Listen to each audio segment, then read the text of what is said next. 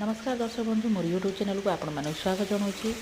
जय जगन्नाथ। तो मुझे आज बनाऊँ आम ओडिशा गंजाम गुहार आलू तरकारी। तो देखो मुझे बनाऊँ गुहार आलू तरकारी। मुझे पकई मसला अदा रसुण पियाज बटा आपड़ चाहिए शुखला लंका बाटी पारे। मुझे गुंड पकई तो आलू आ गुहार को आप मसलार कषिदेवे टे समय कषि सारापर आप पानी देवे। आप चाहिए बाइगण भी पकई पारे। बाइगण पकड़े आहरी टेस्ट लगे। तो मुझे बाइगण पकईनी आप कषि सारापर मसलार पानी देदेवे। पानी दे सारापर आपड़ टे सीझा छाड़देवे। तापर आपंकर होगा गुहार तरकारी। तो मोर रेसिपी आपको केमी लगे मत निश्चय कमेंट करेंगे जनइबे। जय जगन्नाथ।